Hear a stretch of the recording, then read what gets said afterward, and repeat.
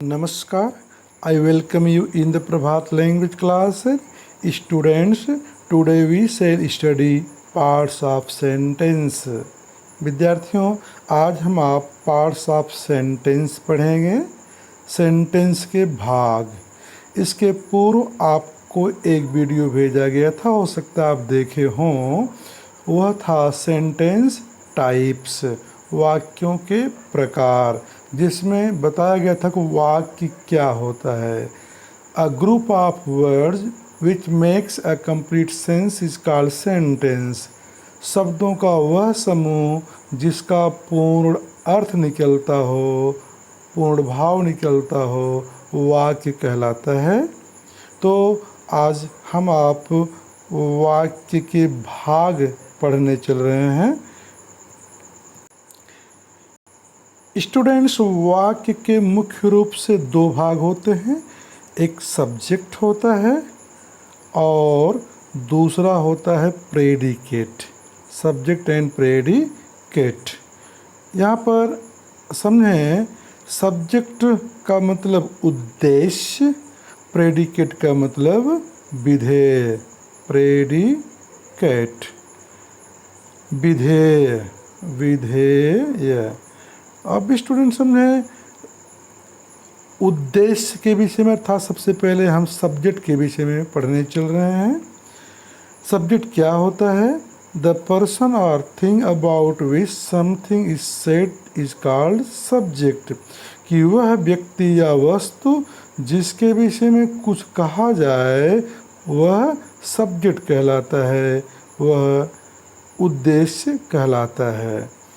जैसे देखें, राम रन्स, दौड़ता है। कौन? राम। तो राम के विषय में कुछ कहा जा रहा है, को दौड़ता है। रन्स कौन? राम। इस प्रकार से ये सब्जेक्ट हुआ। My brother in Delhi is an officer. Is an officer एक अधिकारी है। कौन? मेरा भाई जो दिल्ली में रहता है। तो इस प्रकार से माय ब्रदर इन दिल्ली ये सब्जेक्ट हो गया। सब्जेक्ट पहचानने के लिए स्टूडेंट्स हम प्रश्न करेंगे क्रिया में कौन या किसने। इंग्लिश का जो वर्ड है हु, कौन या किसने, कौन या फिर किसने से हम प्रश्न करेंगे क्रिया में, और मिलेगा कर्ता। देखें, अब इसको सब्जेक्ट के पार्ट को जानने के लिए, समझने के लिए हम सबसे पहले टेबल पर पहुंचते हैं। फर्स्ट टेबल क्या कहता है कि यदि किसी सेंटेंस में if there are only two words, केवल दो शब्द हों। जैसे देखें, सोहन प्लेज, दो ही शब्द है, तो इसमें ज़्यादा संभावना यही है कि जो मेन वर्ब है वो आपका प्रेडिकेट हुआ, एंड जिसका सब्जेक्ट है प्लेज, हु प्लेज, सोहन, ये सब्जेक्ट हुआ। तो प्राय दो शब्द का ही अगर वाक्य है तो उसमें सब्जेक्ट और प्रेडिकेट पहचानने में प्रॉब्लम नहीं होती है। सी वीप्स, वीप्स ये वर्ब हो गया। देखिए, वर्ब पहचानना आपका कार्य पहला है कि किसी भी वाक्य में पहले आप वर्ब पहचानिए कि the word which shows some work और state of being is called verb. कि वह शब्द जिससे किसी कार्य का करना या होना पाया जाए वो क्रिया है। तो क्रिया में ही प्रश्न करेंगे कौन, देन वी गेट सब्जेक्ट। हम क्या पाते हैं? तब सब्जेक्ट पाते हैं। स्टूडेंट्स अगले टेबल पर पहुंच रहे हैं, जहां पर सब्जेक्ट पार्ट देख रहे हैं कि वह दो शब्द का हो गया है। The dog barks. यहाँ पर आप देख लें, ये इधर प्रेडिकेट हुआ और इधर क्या हुआ? सब्जेक्ट है। The dog barks. जब दो शब्द का हो गया तो उसमें जो हेड वर्ड है, मुख्य शब्द है, वो क्या रहेगा? नाउन रहेगा। और उसके पहले, यानी कि हेड वर्ड के पहले जो कुछ आता है दैट इज कॉल्ड क्वालिफायर। इस प्रकार से यहाँ द क्वालिफायर है, दैट क्वालिफायर है। अब हम पहुंचते हैं टेबल नंबर 3 पर। टेबल नंबर 3 में क्या है स्टूडेंट्स, यहाँ सब्जेक्ट पार्ट देखिए 3 शब्द का हो गया है, द ब्लैक डॉग बार्क्स। तो इसमें करना क्या है कि चूँकि बार्क यानी कि वर्ब से प्रेडिकेट पार्ट शुरू हो गया, इसके पूर्व आप पा रहे हैं हेडवर्ड। हेडवर्ड के पहले जो कुछ है वो क्वालिफायर है। आप ध्यान रखिए किसका अध्ययन कर रहे हैं, आप सब्जेक्ट पार्ट का अध्ययन कर रहे हैं। सब्जेक्ट पार्ट में हेडवर्ड, हेडवर्ड के पहले जो कुछ है वो क्या है, क्वालिफायर है हेडवर्ड के पहले। अब ये क्वालिफायर अगर एक शब्द से अधिक का हो गया तो उसका नाम रखेंगे, क्या नाम रखेंगे, हेडवर्ड के ठीक पूर्व जो होगा वो एडजेक्टिव है और एडजेक्टिव के पहले जो होगा वो डिटर्मिनर है। तो इस प्रकार से आप देख रहे हैं टेबल नंबर 3 में क्वालिफायर के 2 पार्ट हो गए। जैसे इसके पहले आपने देखा था कि सब्जेक्ट के 2 पार्ट हेडवर्ड और क्वालिफायर हुआ था, यहाँ पर क्वालिफायर के 2 पार्ट हो गए। आप टेबल नंबर 4 पर पहुँचे स्टूडेंट्स, यहाँ पर पा रहे हैं कि ये तो प्रेडिकेट आपका यहाँ शुरू है, इसके पूर्व पा रहे हैं the black dog in the field barks.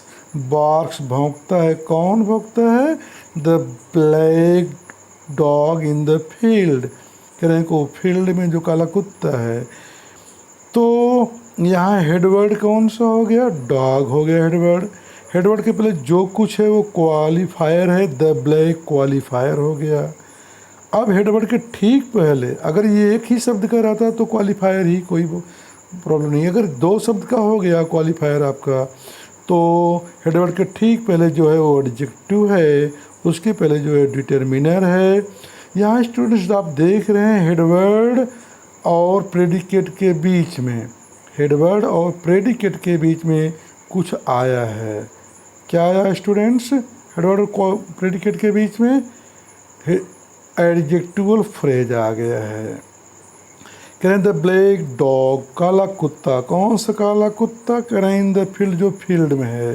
तो ये इन द फील्ड ये एडजेक्टिव यानी कि विशेषता बता रहा, डॉग के विषय में कह रहा है कि इन द फील्ड, जो फील्ड में है, एडजेक्टिवल फ्रेज हो गया।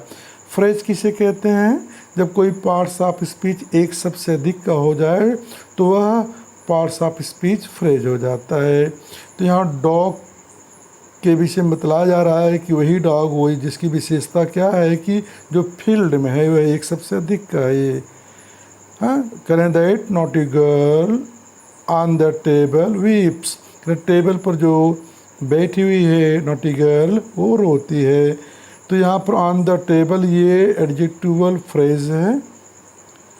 तो स्टूडेंट्स अब तक आपने पाया सब्जेक्ट पार्ट में क्या कि अगर एक ही शब्द का सब्जेक्ट है तो सब्जेक्ट है, एक से अधिक शब्द का हो गया तो हेडवर्ड होगा और उसके पूर्व जो कुछ होगा वो क्वालिफायर होगा।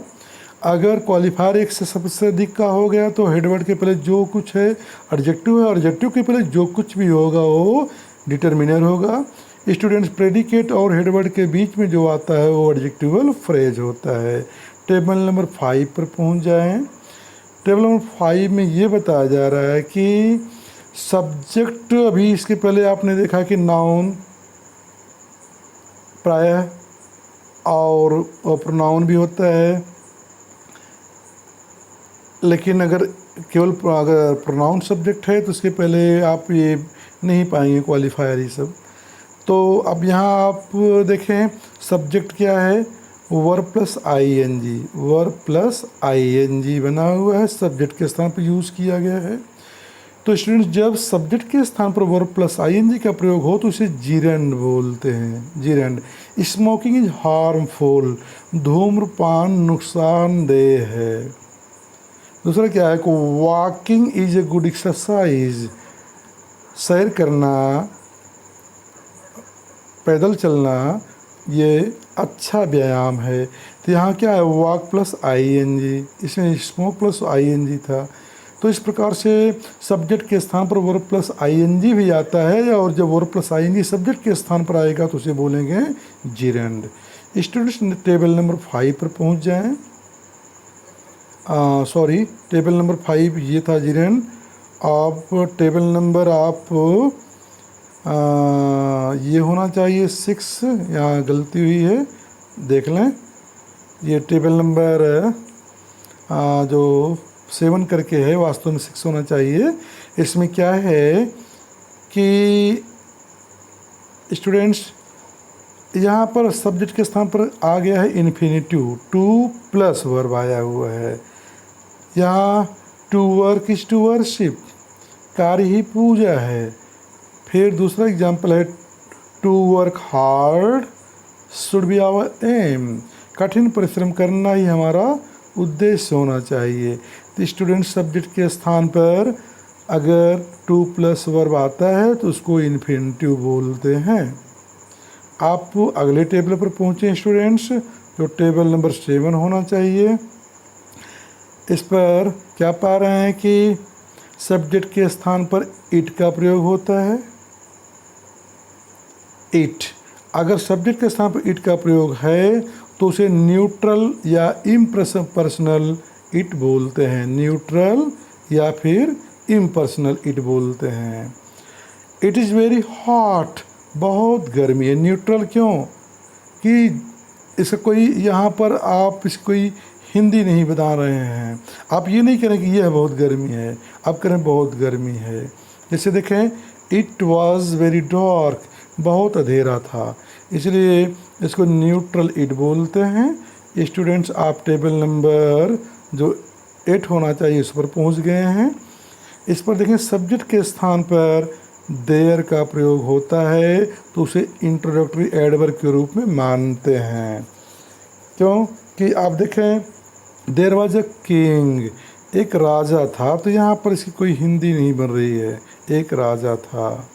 There was a lion in the forest, यहाँ पर देखें जंगल में एक शेर था, तो यहाँ पर देयर की कोई हिंदी नहीं बन रही है। तो स्टूडेंट्स आप समझ लें कि सब्जेक्ट के स्थान पर इट का प्रयोग होता है तो उसे इंट्रोडक्टरी इट बोलते हैं या इम्पर्सनल इट बोलते हैं, और सब्जेक्ट के स्थान पर देयर का प्रयोग होगा तो उसे सब्जेक्ट के स्थान पर इट का प्रयोग होगा तो उसे न्यूट्रल या इम्पर्सनल इट बोलते हैं, और सब्जेक्ट के स्थान पर देयर का प्रयोग होगा तो उसे इंट्रोडक्टरी जो है देयर बोलते हैं, जो इंट्रोडक्टरी एडवर्ब के रूप में यूज़ किया गया होता है। अब स्टूडेंट्स हम पहुंच जाएं प्रेडिकेट पार्ट पर। प्रेडिकेट पार्ट क्या होता है इस जान लें कि what ever is said about the subject is called predicate. कर्ता के विषय में जो कुछ, उद्देश्य के विषय में जो कुछ कहा जाए उसे विधेय कहते हैं। अब यहाँ देखिए, राम रन्स, राम दौड़ता है। दौड़ता है कौन? राम। राम क्या करता है? रन्स। तो कर्ता के विषय में कहा जा रहा है रन्स, कर्ता के विषय में जो कुछ कहा जाए that is predicate. My brother in Delhi, Delhi में जो मेरा भाई है उसके विषय में क्या कहा जा रहा है? इज एन ऑफिसर, वो एक ऑफिसर है, एन ऑफिसर है। तो देखें, ये जो है इस प्रकार से आप प्रेडिकेट पार्ट पहचानेंगे, प्रेडिकेट पहचानेंगे और प्रेडिकेट पार्ट पर पहुंचते हैं। आपको पहले हमने बतलाया कि प्रेडिकेट पार्ट जो है वो वर्ब से शुरू होता है। तो सोहन प्लेज, प्लेज जो है ये वर्ब है। वर्ब क्या होता है अभी मैं आपको बतलाया। Verb is a word which shows some work or a state of being, जो किसी कार्य को दिखलाता है या किसी कार्य का करना या होना दिखलाता है, करना या होना। यहाँ सोहन प्लेज, सोहन ये काम करता है, लेकिन अभी कहा जाए सोहन इज ए टीचर तो उसका टीचर होना पाया जाएगा। अब यहाँ देखें, सी वीप्स रोती है, तो यहाँ पर केवल एक शब्द का प्रेडिकेट है, इसलिए कुछ और नहीं लिखा गया। लेकिन टेबल नंबर 2 पर पहुँचे हैं स्टूडेंट्स। यहाँ पर सोहन प्लेज फुटबॉल, तो यहाँ प्लेज फुटबॉल, यहाँ प्रेडिकेट पार्ट 2 शब्द का हो गया। तो जो मेन आपका है वो वर्ब है। Without verb no sentence is possible, बिना वर्ब के कोई वाक्य बनेगा नहीं। तो ये वर्ब हो गया। अब वर्ब में आप प्रश्न करोगे क्या। जब हम क्रिया में प्रश्न करते हैं क्या, किसे या किसको, तो हम ऑब्जेक्ट पाते हैं। सोहन प्ले, सोहन खेलता है, क्या खेलता है? फुटबॉल, ये हो गया ऑब्जेक्ट। अभी हुआ कि आई राइट, मैं लिखता हूँ, क्या लिखता हूँ? अ लेटर, ये हो गया ऑब्जेक्ट। टेबल नंबर 3 पर पहुँचे स्टूडेंट्स। टेबल नंबर 3 पर है कि सोहन बॉट मी अ पेन। सब्जेक्ट सोहन हो गया, बॉट वर्ब है यहीं से, बाई मीन्स खरीदना, बॉट खरीदा, क्या खरीदा? पेन खरीदा। किसे खरीदा या किसके लिए खरीदा? मेरे लिए खरीदा।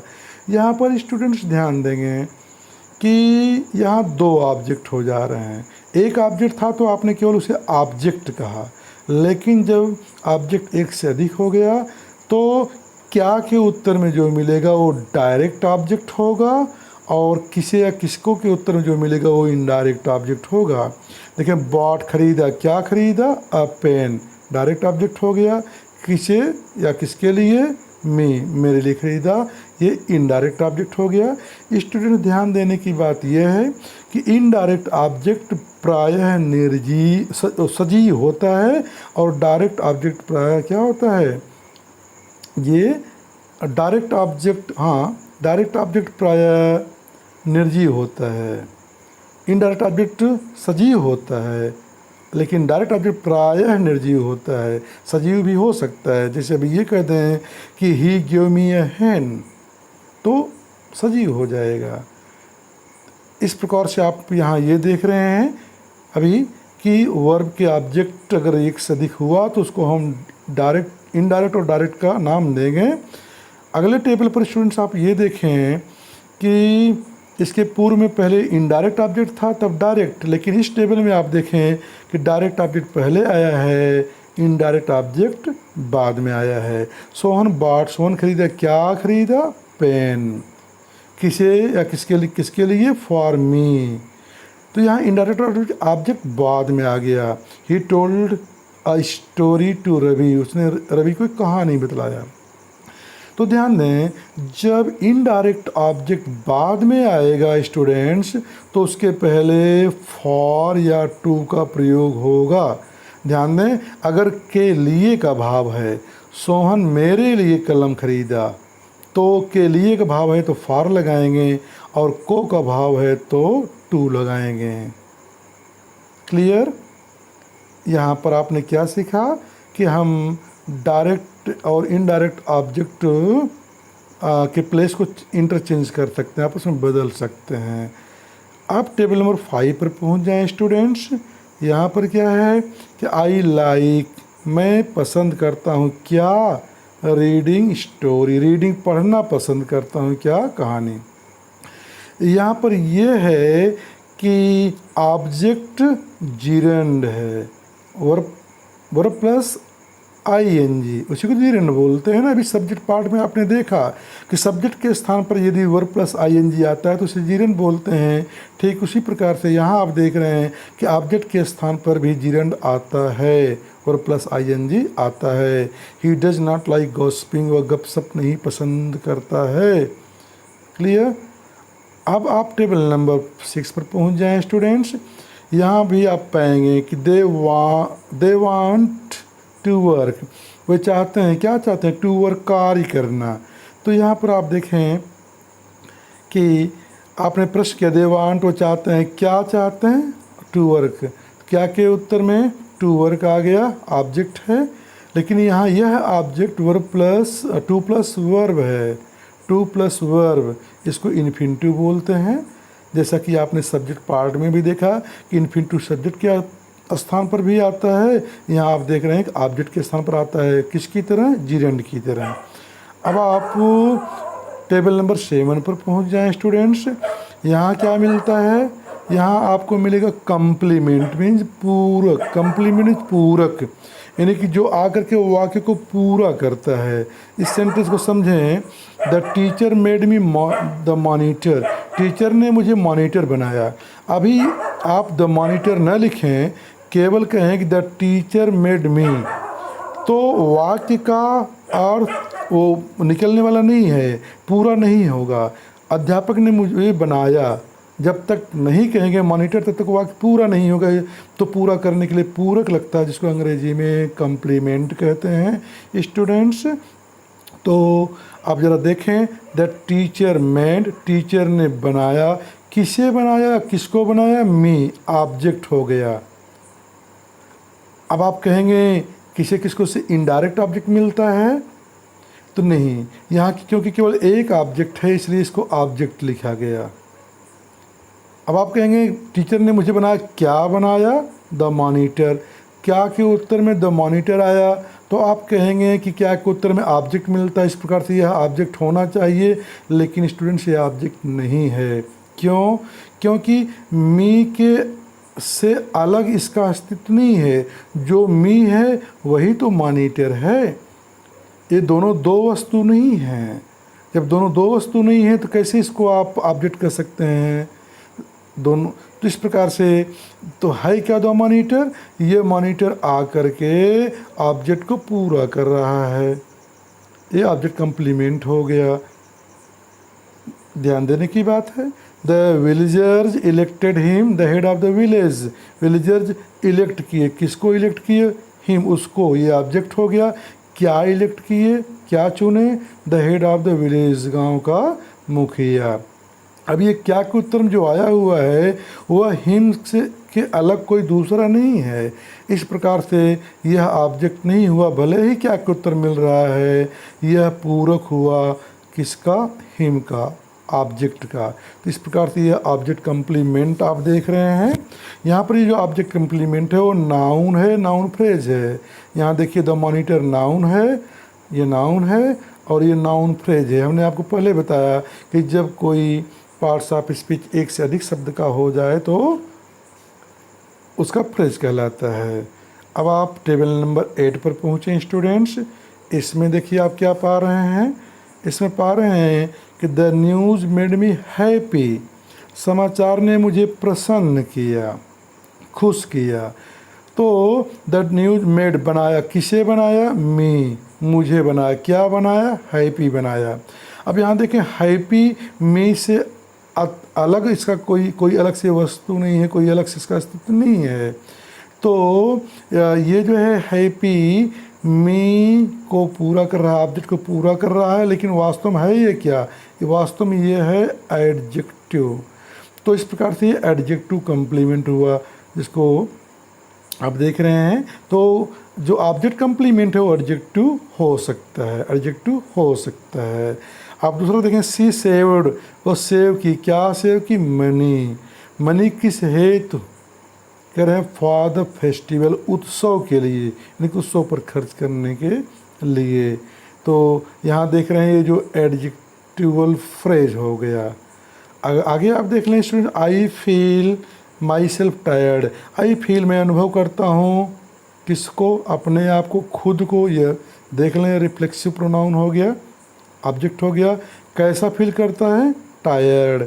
ये वर्ब का ईएन फॉर्म है, थर्ड फॉर्म, जो कि विशेष एडजेक्टिव की तरह यूज किया गया है यहाँ पर, कि माई सेल्फ की विशेषता को टायर्ड है। स्टूडेंट्स अब आप टेबल नंबर 9 पर पहुँचेंगे। अभी तक आपने यहाँ टेबल नंबर 7 और 8 में ऑब्जेक्ट कंप्लीमेंट देखे हैं। अब टेबल नंबर 9 पर पहुँचेंगे, यहाँ पर आप पाएंगे सब्जेक्ट कंप्लीमेंट। कैसे, she was a doctor, she was वह थी, क्या थी, अ डॉक्टर। आप कहोगे क्या के उत्तर में ऑब्जेक्ट मिलता है, तो ये ऑब्जेक्ट नहीं है, क्योंकि सब्जेक्ट से अतिरिक्त इसका अस्तित्व नहीं है, सब्जेक्ट से हट किसका अस्तित्व नहीं है, क्योंकि सी ही तो डॉक्टर है। तो इस प्रकार से ये किसको पूरा कर रही है, सब्जेक्ट को पूरा कर। इस प्रकार से सब्जेक्ट कंप्लीमेंट हुआ।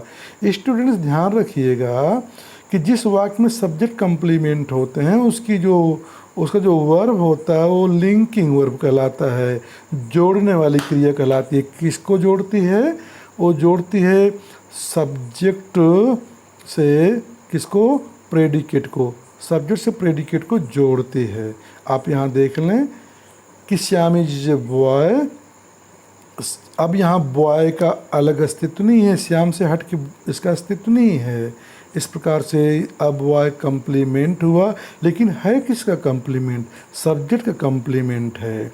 तो यहाँ आप सब्जेक्ट कम्प्लीमेंट के रूप में क्या पाए? नाउन पाए। डॉक्टर नाउन है, बॉय नाउन है। आप टेबल नंबर 10 पर पहुँचेंगे, यहाँ पर सब्जेक्ट कम्प्लीमेंट के रूप में एडजेक्टिव आया है students. She was happy, Shyam is sad. यहाँ पर ध्यान दें कि एडजेक्टिव के रूप में आ गया है सब्जेक्ट कम्प्लीमेंट। आप टेबल नंबर 11 पर पहुँच लें स्टूडेंट्स, इसमें पाएंगे कि सब्जेक्ट कम्प्लीमेंट एडवर्बियल है, यानी कि एडवर्ब की तरह आया है। आप ज़रा देखें क्या, सी वाज देयर, वह वहाँ थी। तो अभी कहेंगे वह वाज थी, कहाँ थी, कब, कहाँ, क्यों, कैसे, कितने, समझो मिल गए एडवर्ब इतने। तो क्रिया में आप प्रश्न करोगे कब, कहाँ, क्यों, कैसे, कितने, जो मिलेगा वो एडवर्ब होगा। तो इस प्रकार से देयर क्या हुआ स्टूडेंट्स? एडवर्ब हुआ। Shyam is in the class, यहाँ देखिए एडवर्बियल क्लास के रूप में आ गया। कहाँ है? इन द क्लास, कक्षा में है। तो स्टूडेंट्स इस प्रकार से ये रहा आपका सब्जेक्ट और predicate part. I think you have understood it and you can very easily identify the parts of sentence, कि वाक्यों के जो भाग हैं उनको आप आसानी से पहचान लेंगे। अब ऐसा मुझे पूरा विश्वास है। स्टूडेंट्स देखें, यहाँ कुछ एक्सरसाइजेज दी गई हैं। इसमें करना क्या है आपको कि रीअरेंज मतलब पुनः व्यवस्थित करें द फॉलोइंग जम्बल्ड वर्ड्स, निम्नलिखित अव्यवस्थित शब्दों को या फ्रेजेस, शब्द समूहों को, टू मेक मीनिंगफुल सेंटेंसेज, अर्थपूर्ण वाक्य बनाने के लिए। तो स्टूडेंट्स देखें यहाँ पर टोटल देयर आर 10 सेंटेंसेस। आप इन शब्दों को व्यवस्थित क्रम में लिखिए, क्योंकि आप पार्ट्स ऑफ सेंटेंस पढ़ चुके हैं।